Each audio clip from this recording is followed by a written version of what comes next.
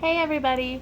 Today I'm going to be showing you how I coil my rings for making chainmail. And my partner is going to be helping me because with the way our setup is, it's kind of a two-person excursion. But if you have like a lathe or something, which I hope one day I get to have a lathe, but I need to kind of make room for it first. But if you have a lathe or something like that, then you might be able to figure out a way to do it just with one person operation.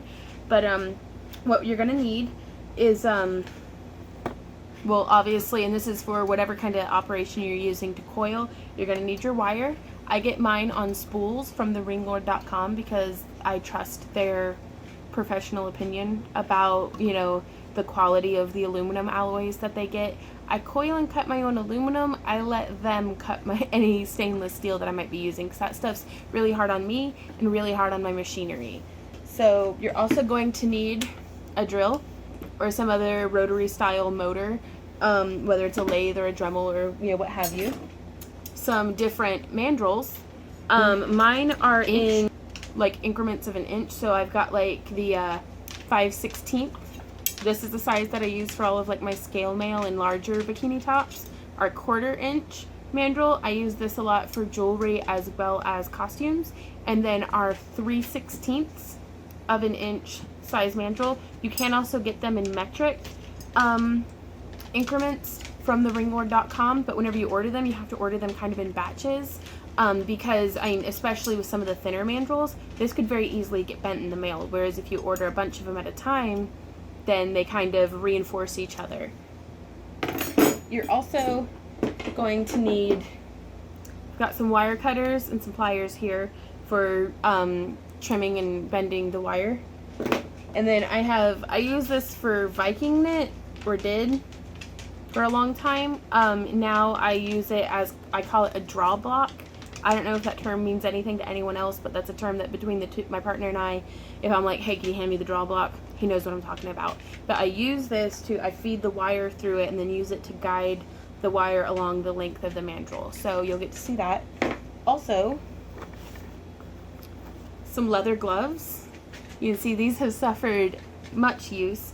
And which glove is it? One of them has my little piece, yeah, this one.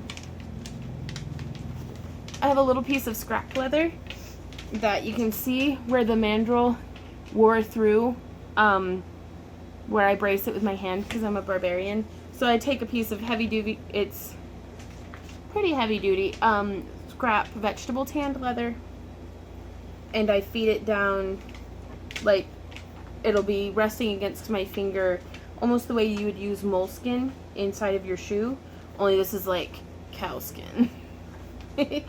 Sorry, I think I'm funny. But yeah, and so I just feed it up in there. As you can see, now whenever the mandrel's pressing up against that, it's not going to demolish my finger. So that's basically it. So let's start making some coils. Okay, so if y'all can see, what we have going on here is on the base of this dress form, I have my mandrel, or my spools of wire set up in a way that they'll rotate freely. Because the main thing that you want to worry about is don't let your wire just pop off the spool, because then it's a pain. Like, it is a major pain. So what we're going to be doing is we have the wire feeding over from the spool. I have my guide block, my draw block, already threaded onto the wire. And I'm going to bend about a generous 1/4 of an inch. If y'all can see how it's bent at a right angle like that. And then at the tip of the mandrel is this notch. You feed that bent part into the notch and then insert it into the tip of the drill, and then tighten it down as securely as you can, making sure that your mandrel is protruding straight out of the drill, because otherwise you're going to get this really complicated wobble going on. And then you lose your other glove. There it is. You can talk, it's okay. You're not just a slave to my will. Yes, you are. It's okay. Let's get a like or a thumbs up or a share for Randy being an awesome drill holder if he's staring at me like I'm crazy. Okay. So I'm going to pull the draw block all the way up to the base of the mandrel, and I'm bracing the wire underneath with my hand, and I'm bracing the end of the mandrel with my finger, you know, where I showed you with that reinforced leather earlier. And you'll see these spinning. That's completely normal. Okay, so let's go.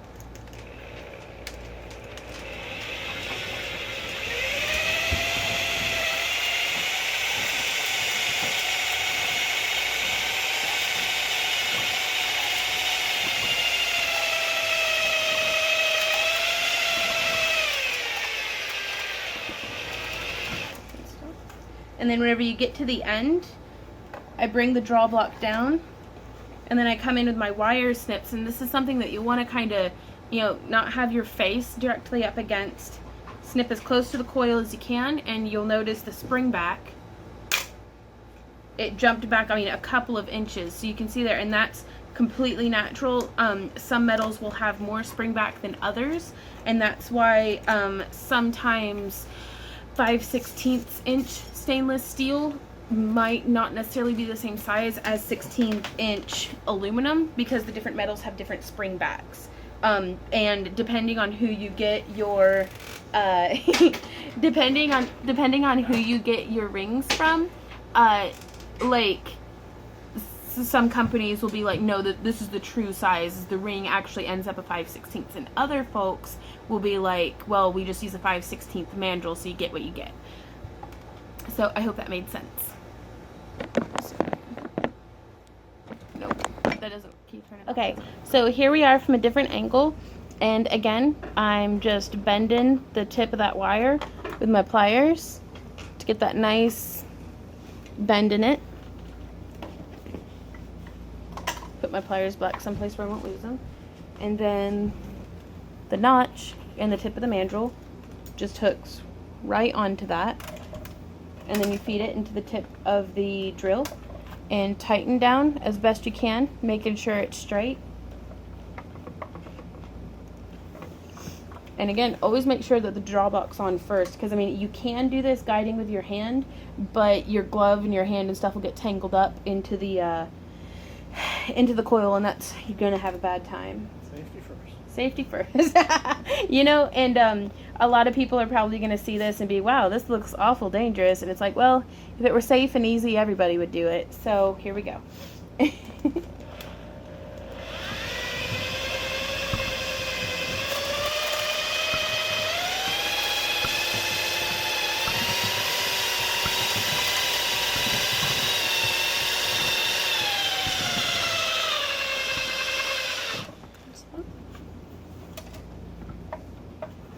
Now this one, and I'm just going to say, guys, this is a lot more difficult than it looks. Yeah, trained professionals. But no, really, we have kind of, do you mind if I get you in the picture? Okay, he doesn't want in the picture, but we have been doing this for 3 years now, coiling our own rings. Yeah.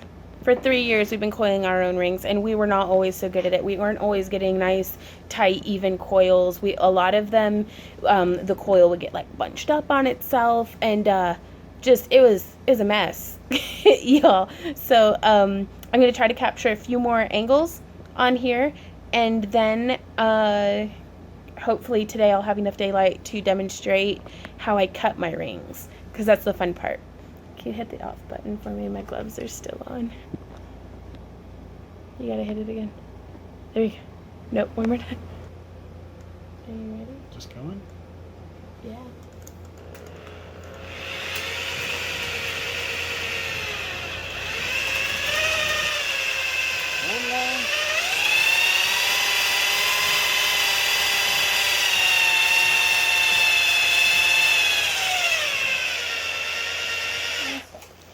Poor old drill. Mm-hmm.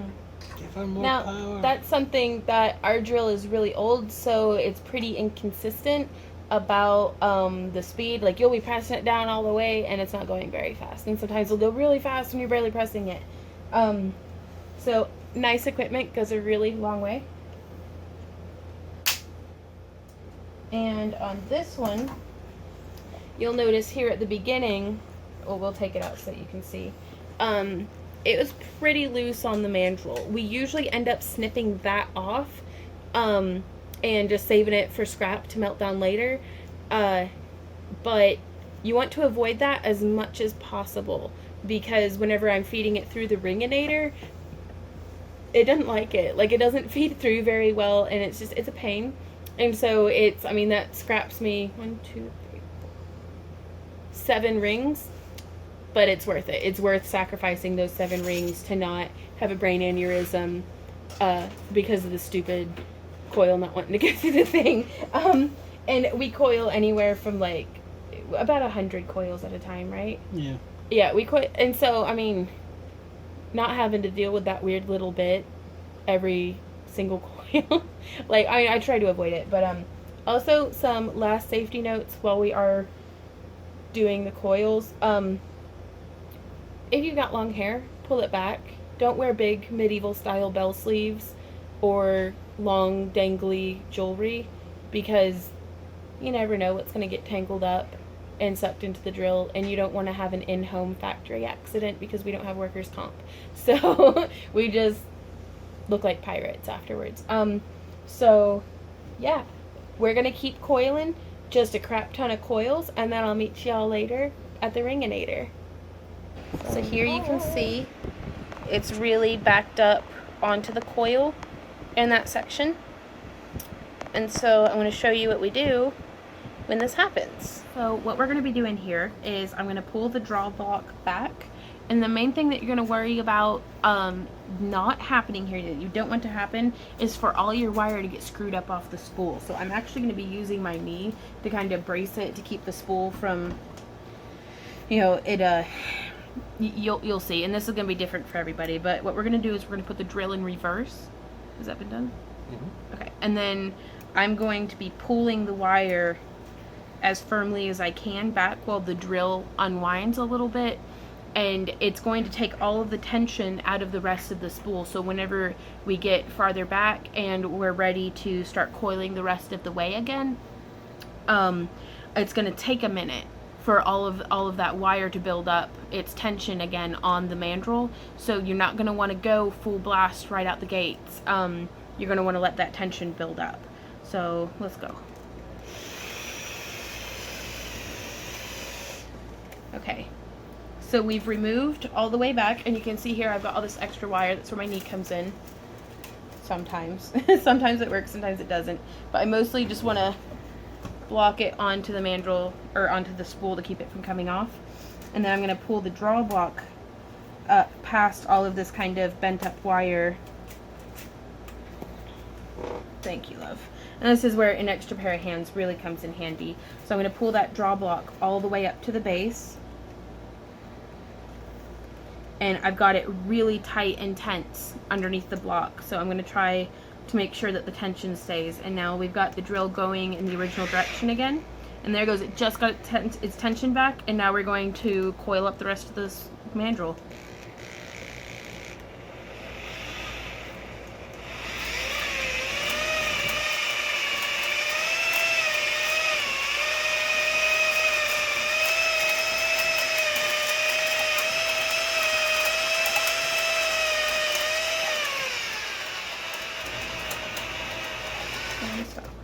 And there we go. We salvaged that chunk of wire. I mean, that was over a foot worth of wire that was coiled up on the mandrel that would have just been snipped and thrown away, or you know, put into the scrap meltdown pile.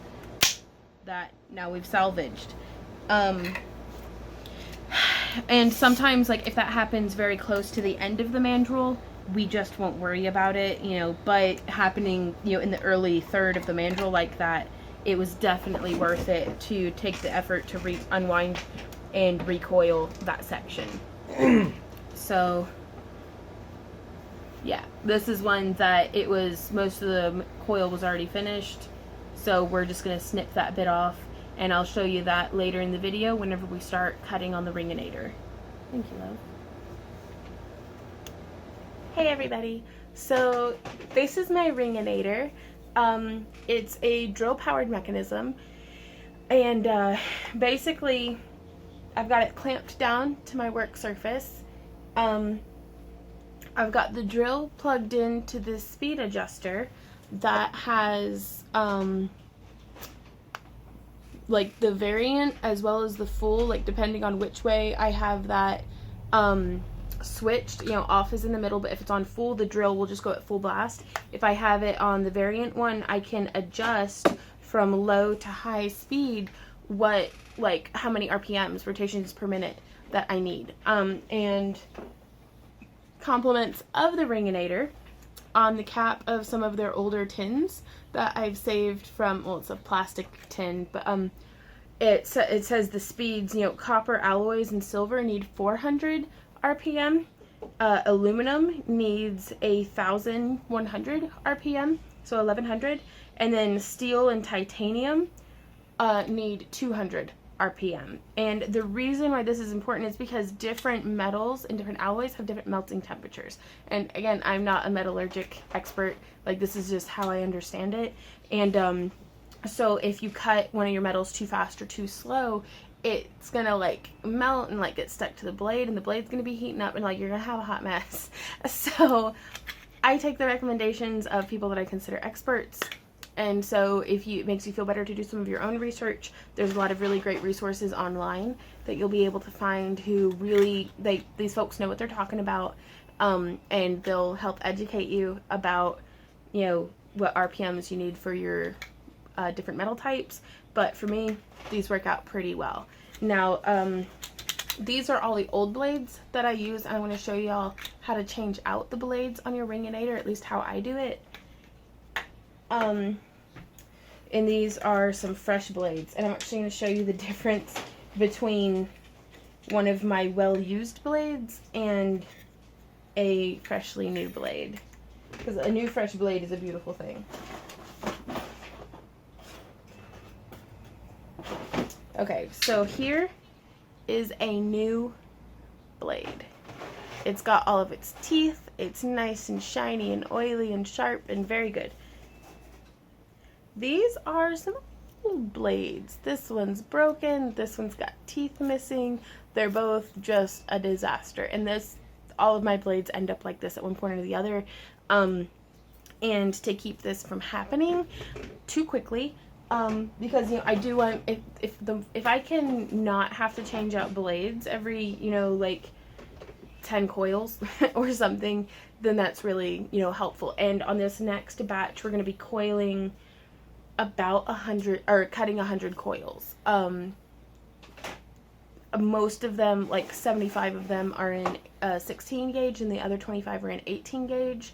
But I'm gonna try to push 100 coils through on one blade if I can manage it. Like, maybe on two, that would make me happy. But to keep my blades from breaking as quickly, I use a combination of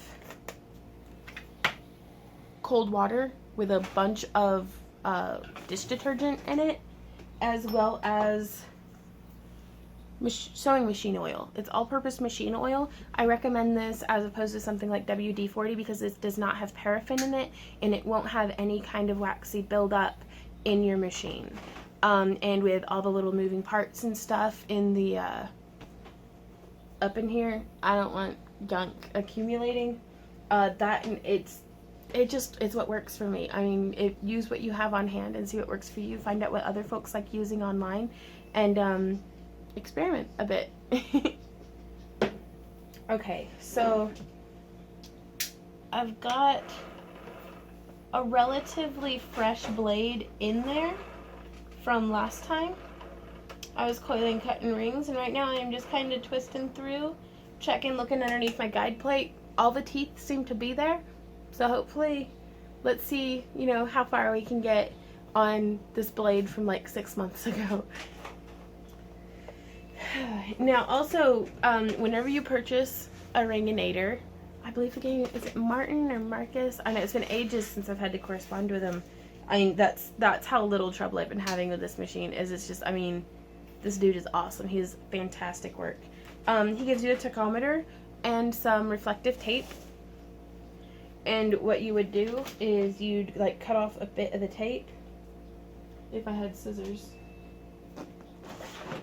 I don't have any scissors with me, but yeah, you'd cut off a piece of the tape and then put it on here, and then you'd use the tachometer. You know, you'd press test, and it sends out a little, the battery is dead. That's how often I use mine. But you'll be able to gauge the speed that you're at, and then on my control here, I know that in the early half, like the beginner half of the first half of the medium, is right about where my aluminum cuts the best. Now also, this is not going to line up necessarily with yours because my drill is older and is starting to lose some of its power. So whenever I first started, I just had it down here and it was throwing the RPMs exactly where I needed them to be. But so over the years, I've had to kind of tweak it, but I don't have any more 9-volt batteries on hand. Yeah, I'm just a professional. It's not like I should have prepared or anything. But yeah, tachometers are important, and they're kind of fun. We were going to hook it up to the drill setup whenever we're coiling and see how many RPMs we coil at, but that we didn't. So maybe next time. And also has a nice little operator's manual in the bag. The different tools that we'll need for making adjustments on our ringinator. This little wrench came with it, as well as these 3 Allen wrenches, and then I have a socket wrench that I just provided because I liked it. Like, I liked it better than this one. If you were to purchase one, he provides all of this right size of tools for whatever nuts and bolts that he's using at that time. I'm not going to give you guys specific measurements right now because I purchased this machine 3 years ago, and I don't know if he's still using those same sizes and dimensions and stuff. So go based on your own setup. So what we're going to do here is change the camera angle so you can see what's going on. Okay, so here you can see a little bit more from my point of view, the perspective of what's going on. I have this Tupperware that's got the little hose with a filter on the end of it that feeds through that water pump that then comes up into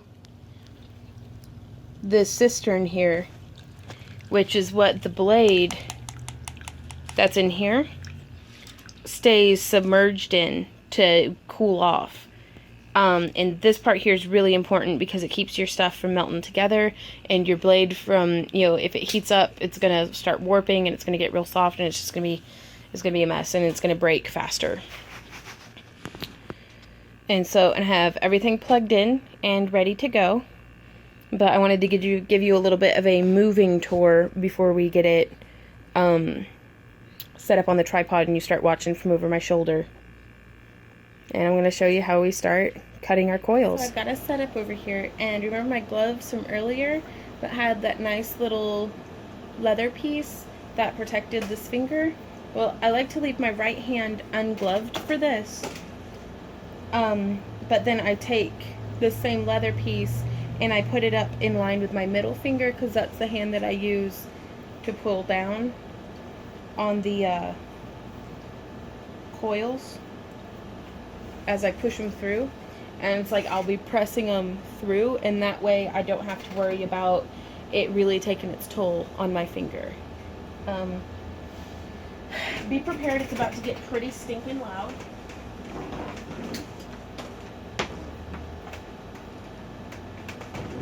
Like, pretty stinking loud. I usually function with earphones or earbuds in. And then also, our coils are gonna be feeding in through the top, and then I'm gonna be catching them in this little sieve. That way I can put them into this tray here. which I usually have set up like on a bin right here. There we go. Now I've got my bin down here that I'll just be dropping the rings into.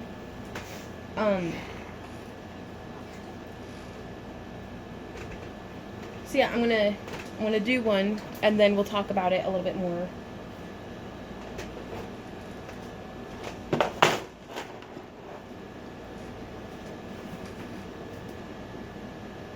Also, this is another instance, do not wear long sleeves. It'll get sucked right up into this drill mechanism, and you're gonna have a bad time. So don't do that. That's why I've got my hair pulled back, I've got short sleeves on.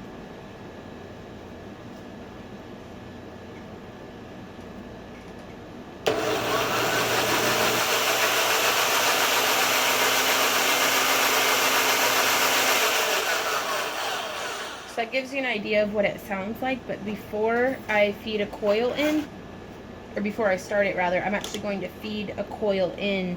Whenever I'm working with thicker coils, I actually have some different rings in here that are lifting the guide plate up on both the top and the bottom. That way, I mean, it's still pinching down on the coil, but not so much that I can't get my coil in there. So I just feed it in a little over an inch, that way it's, you know, not touching the blade, but it's ready to start. As soon as I start pushing, it's going to start feeding into that blade. So, and I'm going to try to get as many different camera angles as I can on the perspective of what's happening here. So if you can't really tell, just bear with me, and hopefully we'll get it worked out.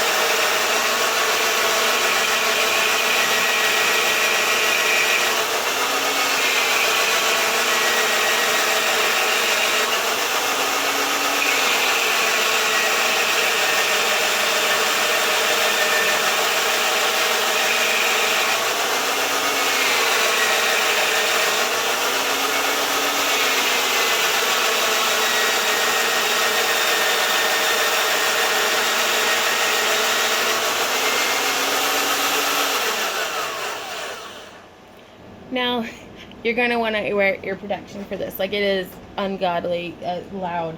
Now, you'll see I don't take the pressure off the back part of the coil until after I've turned the machine off, because the blade will spit your coil right out the backside.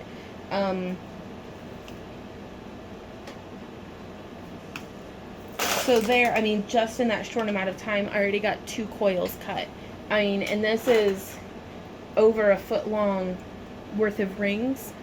I know that not on this side. This is the size that we use for some of our chainmail bras, but the size that we use for our scale tops, it takes 3 coils to weave a scale top. So coiling or cutting them with the ringinator is so much more time efficient than cutting them like by hand, either with a hacksaw or with clippers.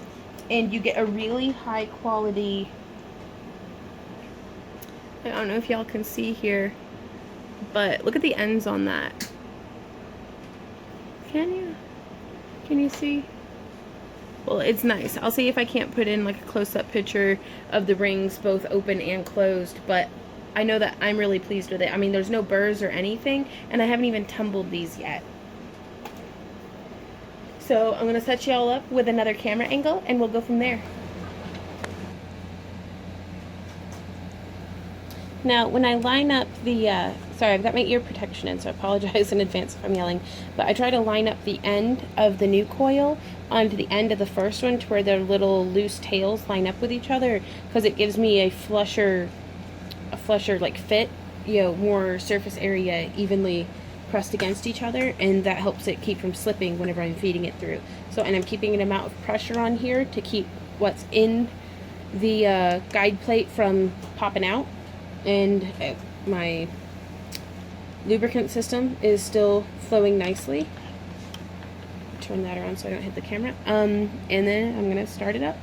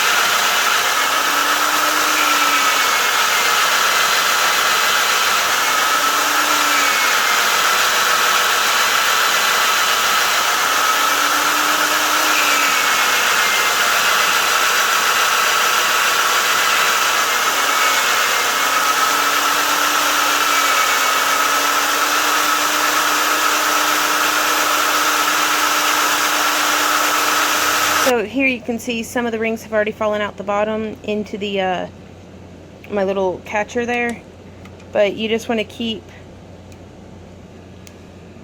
this is really hard to do one-handed, but kind of lifting this guide plate and getting it under there and removing all of these rings from on the blade, and then you'll actually just pull back out this section and save that for next time. But yeah, you can see here how filthy this water got, and that's why it's so important to have this little sieve filter over the tip of your intake, because otherwise, I mean, all of that would be getting caught up into your pump, and you just don't want that. And so now also, you can see these are all of my done rings. This was about, 15 coils worth of rings. And you can see now also how dark and full of aluminum crud our water is. So I'm going to change this out for a clean batch of water. I'm going to remove all the shavings from the little cistern here. So here we have about 15 coils worth of rings that have been cut, and they're all soapy and grimy and covered in like little aluminum chunks from the blade. So I'm going to put these into basically a larger version of this and rinse them off with hot water and then I'm going to move them over into, this will probably be about 4 canisters worth in my rotary tumbler, and it cleans them right up. It gets any little burrs that might be on there, it takes that right off. But that's a different video for a different day. I'm going to show y'all how to tumble not just your unfinished rings, but also your woven jewelry if you have like some copper or bronze or something that needs polished up. I'll show you guys how to do that in a rotary tumbler that I get for like 30 bucks from Harbor Freight. So like I said, another video for another day. But I hope y'all enjoyed yourself. I hope this was helpful. And if I break a blade, which I really don't want to, so I don't want to put that juju on myself, but if one of my blade breaks, or more realistically when one of the blades break, I'm going to put together a short video on how to replace your blades in your Ringinator, or at least how I go about it. And so hopefully I don't have to do that, but if I do, then I will see you guys there. Okay, so some different tips and pointers. Wear some sort of ear protection. I wear earbuds that aren't hooked up to anything with the cord behind me because it muffles everything, but I can still hear what's going on with the drill. I can hear if it's struggling. I can hear if it's starting to chop through the rings, as opposed to just, you know, just slicing right on through them the way it's supposed to. Anywhere from like 3rd to 5th coil, I take a little bit of a break, let everything cool down for a minute, let my hands kind of, you know, recover a little bit, whenever it starts to feel like you're fighting the machine trying to get those coils through, kind of take everything out, and you could take a look at the blade. You might need to replace it, and honestly, it's like sometimes your time is more valuable than getting 3 more coils out of that blade before it breaks. So don't stress yourself out and break yourself trying to, you know, get a ton of coils out of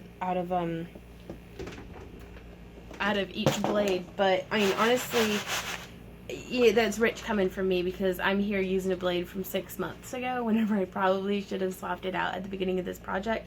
But I was like, I'll be damned if I'm not going to use this blade until it breaks. But that's just me. So it's like, as a pro tip, if I could go and, you know, future Vaughn could tell the me of now, she'd probably be like, just change out your blades. But I'm not listening to her. So yeah, I'm just going to keep going on here. And whenever you finish up, you're going to have a bunch of little ends. I save all my little ends, all of these. They're the section that doesn't quite make it through the blade. I save these and have them categorized by metal type and wire gauge and inner diameter. That way, whenever, like these ones are our scale rings, and so whenever I get to where I'm cutting on our scale rings, I'll actually be able to take these through and kind of feed the last couple of through into the ends, just like short coils, and that way you're not wasting, you know, 20, 30 some odd rings. So this is how I coil and cut rings. If you guys have any questions or comments or ideas, please leave them in the comments. Send me a message, let me know. I'd love to help y'all out. If you have any ideas how I can do this more efficiently or more effectively, please let me know, because this is the hardest part about chainmail for me, is coiling and cutting my rings, because it's such an excursion and it's so hard on my hands. Like my whole body hurts whenever I'm done, because it's like, I don't know if y'all can tell, but I have a really, this is actually a drafting table, like for an architect, but it's what I have. So it's really lightweight and it keeps trying to like tip on me, so I've got my feet braced on the bottom of the table trying to keep it from tipping. I've got my arms leaned against, and if it were easy, everybody would do it. So I can't complain too much, because this really does help cut down on our overhead expense for making all of our costumes and different things. So I hope y'all have a fantastic time and happy crafting.